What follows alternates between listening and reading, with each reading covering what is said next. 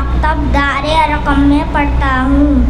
مرحبا مرحبا مرحبا۔ میں دعوت دیتا ہوں مہران سلطان کو کہ وہ آئیں اور قرآن کریم کی تلاوت سے اس وزن کا آغاز کریں۔ اعوذ باللہ من الشیطان الرجیم، بسم اللہ الرحمن الرحیم۔ الم تر کیف فعل ربک باصحاب الفیل والزیتون وطور سینین وهذا البلد الأمين لقد خلقنا الإنسان ما ودعك ربك وما قلى وللغيرات صبحا فأثرن به نقعا إنا لرب العالمين الرحمن الرحيم فبأي آلاء ربكما تكذبان وله الجوار المنشآت في البحر كالأعلام فبأي آلاء ربكما تكذبان صدق الله العظيم۔ اس پروردگار کی تعریف و توصیف بیان کرنے کے لیے ان کے گروپ میں جو بھی ساتھی ہیں وہ آئیں اور پروردگار کی تعریف و توصیف بیان کریں۔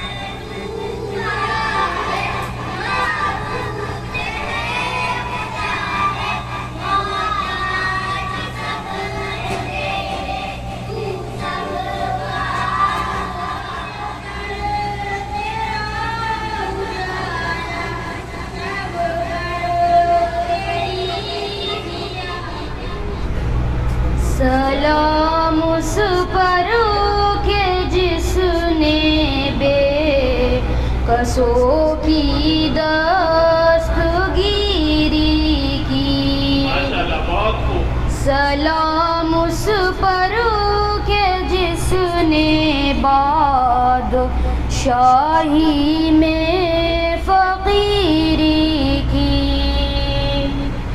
سلام اس پر کہ جس نے خون کے پیاسوں کو قبائیں دی۔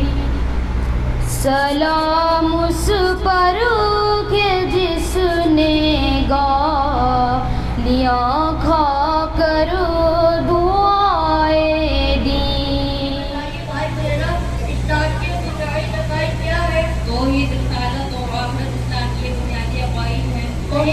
شاعر رسول کی تعریف کو کہا جاتا ہے، شاعر رسول حضرت نصران بن ثابت رضی اللہ عنہ کو کہا جاتا ہے۔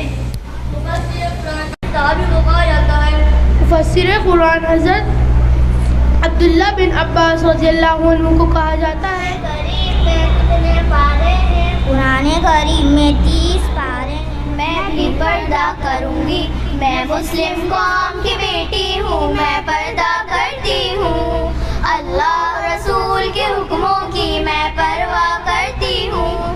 میرے رب کی اطاعت پردہ ہے، میرے نبی کی چاہت پردہ ہے، ایمان کی حلاوت پردہ ہے، تقوی کی علامت پردہ ہے۔ پیغام جہاں کو یہ دوں گی، یہ دوں گی، پیغام جہاں کو یہ دوں گی، میں وعدہ کرتی ہوں، میں مسلم قوم کی بیٹی ہوں، میں پردہ کرتی ہوں، اللہ رسول کے حکموں کی میں پرواہ کرتی ہوں۔ ماشاءاللہ بہت خوب۔ ابھی پردے سے متعلق ایک نظم آپ لوگوں نے سماعت فرمائی، ان کے بعد سیرت النبی مکالمہ۔ حضرات گرامی، ہم سب جانتے ہیں کہ انبیاء علیہ السلام کے بعد صحابہ کرام کا مقام و مرتبہ سب سے زیادہ ہے۔ تمام صحابہ کرام میں سب سے زیادہ مرتبہ خلفائے راشدین کا ہے۔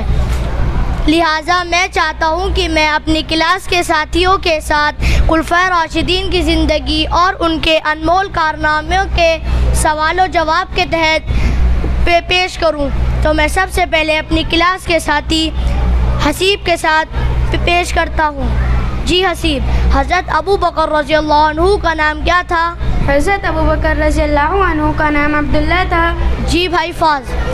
ایمان لانے کے بعد حضرت ابو بکر رضی اللہ عنہ کا وقت کن چیزوں میں گزرتا تھا؟ ایمان لانے کے بعد حضرت ابو بکر رضی اللہ عنہ کا وقت اسلام کی باتیں پھیلانے میں گزرتا تھا. جی بھائی ابراہیم. حضرت ابو بکر رضی اللہ عنہ کی کوششوں سے کون کون لوگ مسلمان ہوئے؟ حضرت ابو بکر رضی اللہ عنہ کی کوششوں سے بہت سے لوگ مسلمان ہوئے.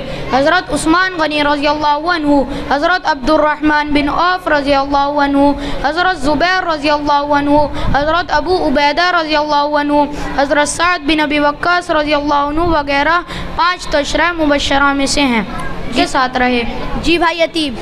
خلیفہ ہونے کے بعد حضرت ابو بکر رضی اللہ عنہ کیا کرتے؟ خلیفہ ہونے کے بعد حضرت ابو بکر رضی اللہ عنہ دن رات رعایا کی خدمت میں لگے رہتے، سادہ زندگی گزارتے، سب کے آرام اور چین کی سوچتے. عبادت ہے کہ اللہ تعالیٰ نے ہمارے نبی صلی اللہ علیہ وسلم کو اپنے پاس بلا کر نماز کا حکم دیا اور مسلمانوں پر 5 وقت کی نماز فرض کی. ہمارے نبی پوری زندگی نماز کا اہتمام فرماتے رہے، یہاں تک کہ اپنے آخر وقت میں بھی نماز کا حکم دیتے رہے. لہذا ہمیں چاہیے کہ ہم نماز کا خوب اہتمام کریں. اللہ تعالی ہم سب کو 5 وقت کی نماز پابندی کے ساتھ پڑھنے کی توفیق عطا کرے. آمین. وآخر الدعوانا ان الحمد للہ رب العالمین.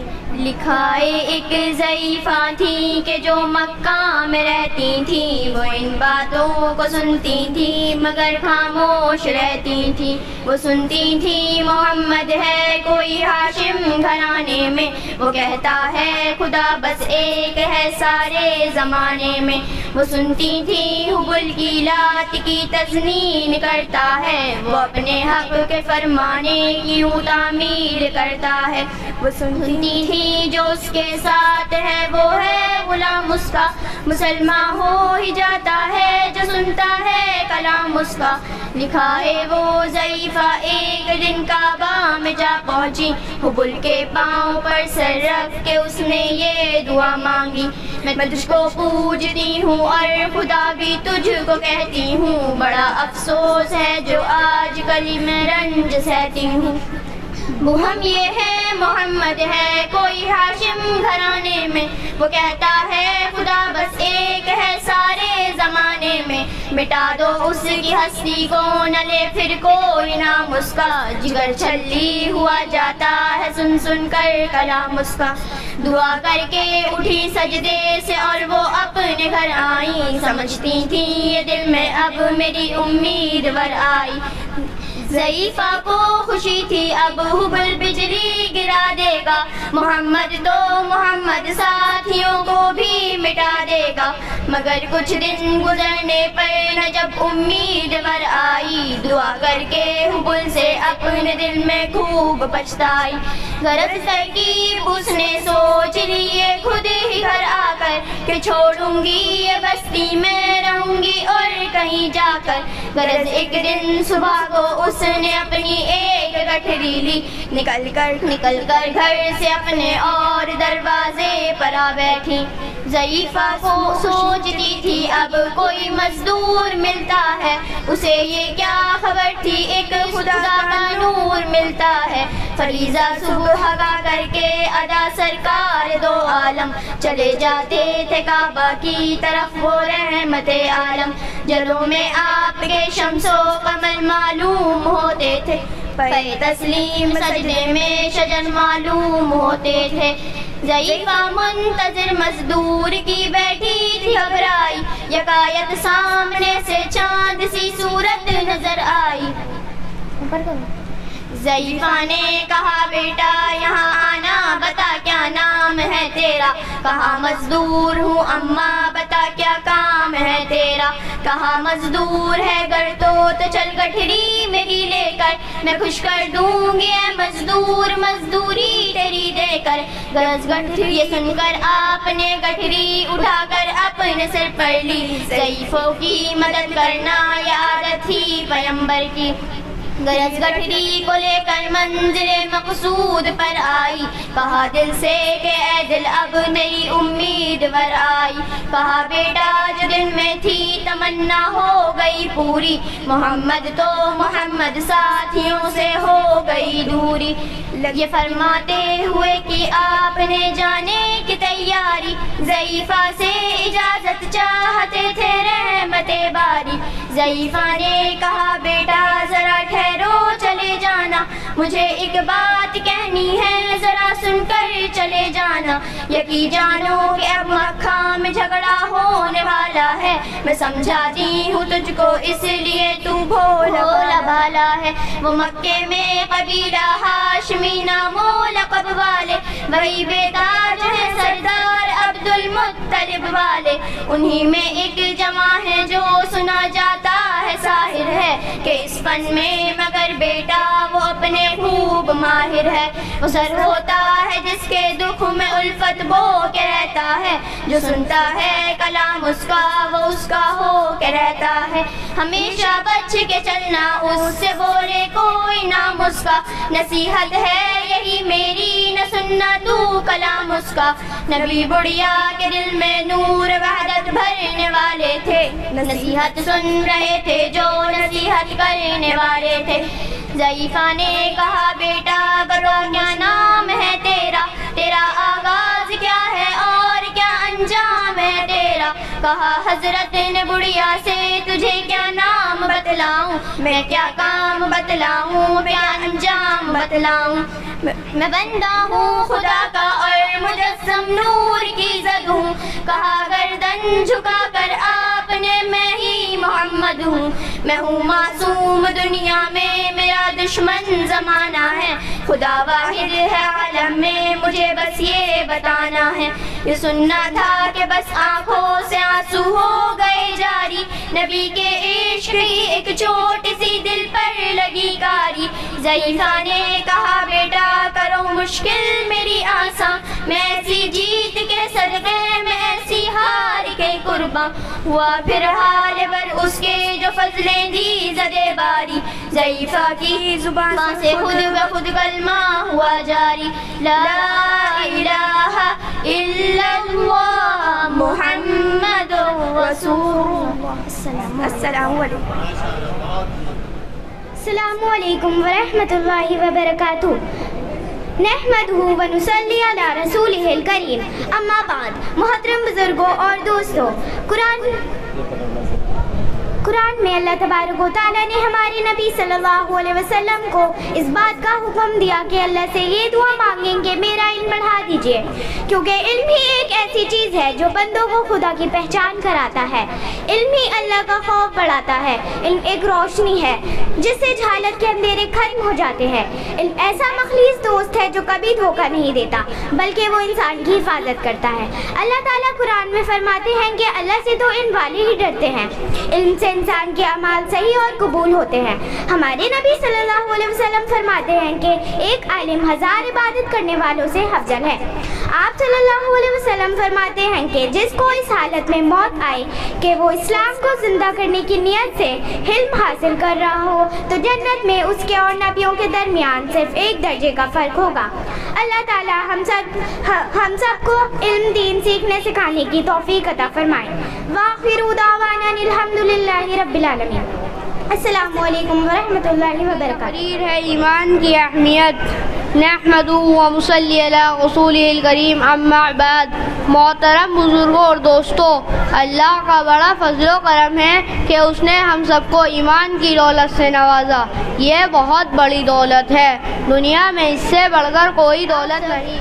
محسن انسانیت محمد عربی صلی اللہ علیہ وسلم کی سیرت طیبہ کو پڑھا ہوگا. الحمدللہ ہم نے سیرت طیبہ کے چند گوشوں کو پڑھا ہے. اگر آپ چاہیں تو معلومات کر سکتے ہیں. تو سعد بھائی آپ بتائیے ہمارے نبی سے پہلے دنیا کا کیا حال تھا؟ دنیا کا بہت برا حال تھا. ہر طرف لوٹ مار, چوری, فریب, دھوکہ, جوا, شراب, بے شرمی اور بے حیائی پھیلی ہوئی تھی. پوری دنیا میں کفر اور شرک کا اندھیرا چھایا ہوا تھا. اللہ کی مرضی بتانے والا کوئی رسول نہ تھا. سب رسول جا چکے تھے, رسولوں کی تعلیم بھول بیٹھے, اللہ کا راستہ چھوڑ چکے تھے. طہور بھائی آپ بتائیے ہمارے نبی کب اور کہاں پیدا ہوئے؟ پیارے رسول صلی اللہ علیہ وسلم ربیع الاول کے مہینے میں سن 571 دوشنبہ یعنی پیر کے روز مکہ میں پیدا ہوئے. مزمل بھائی آپ بتائیے زمزم کے کنویں کا کس نے پتہ لگایا؟ زمزم کے کنویں کا ابو طالب نے کوشش کر کے پتہ لگایا. ہمارے نبی بی بی حلیمہ کے بچوں کے ساتھ کیسے رہتے؟ آپ صلی اللہ علیہ وسلم بی بی حلیمہ کے بچوں سے محبت کرتے, وہ بھی آپ صلی اللہ علیہ وسلم سے محبت کرتے. اے بہن میری, اے میری حیات, سن میری فغا, سن میری صدا, مردوں کے تو چنگل سے نکل, غیروں کی محبت کو تو کچھ پڑھا جاتا ہے تاکہ افسوس ہوتا ہے کہ ایک بچہ 5 سال یہاں پڑھا ہو, یہاں کے دونوں دیوار سے ان کو محبت ہے, ان کے استاذوں سے محبت ہے, ان کے بچوں سے محبت ہے. وہ بچے اب ترانے کے ساتھ پیش کریں گے. الوداع.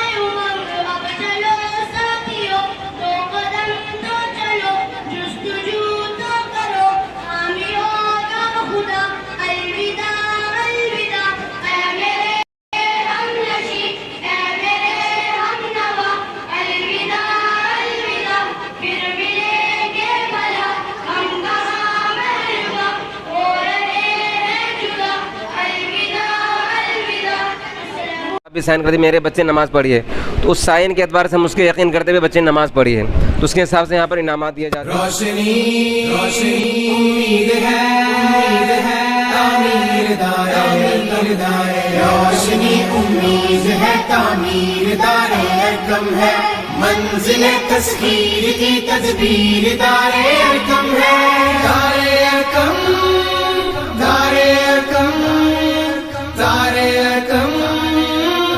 ارکم, قائد اعظم کے خوابوں کی ہنسی تکمیل ہے, حضرت اقبال کے فرمان کی تعمیل ہے, سوچ میں افکار کی تنویر دار ارکم ہے, منزل تسخیر کی تدبیر دار ارکم ہے, روشنی امید ہے, تعمیر دار ارکم ہے, منزل تسخیر کی تدبیر دار. ماشاء اللہ. اب جس انعام کا انتظار سبھی کو ہے, سبھی بچوں کو بھی ہے اور بڑوں کو بھی ہے, بچے کو مکتب سائیکل انعام دیا جا رہا ہے. اس کی وجہ کیا دیکھیے, اس بچے کی سب حاضری تو ہے ہی, ساتھ اس بچے نے جو پورے 5 مہینے مسلسل نماز کی حاضری نہیں کی, باقی کسی بچوں کو حاضری نہیں نماز کی, اور ساتھ ساتھ میں اس بچے نے امتحانات میں, اس وجہ سے ان کو جو ایک سائیکل بھی دیا جا رہا ہے. بس تسخیر کی تدبیر دار ارکم ہے, روشنی امید ہے, تعمیر دار ارکم ہے, منزل تسخیر کی تدبیر دار ارکم ہے, دار ارکم.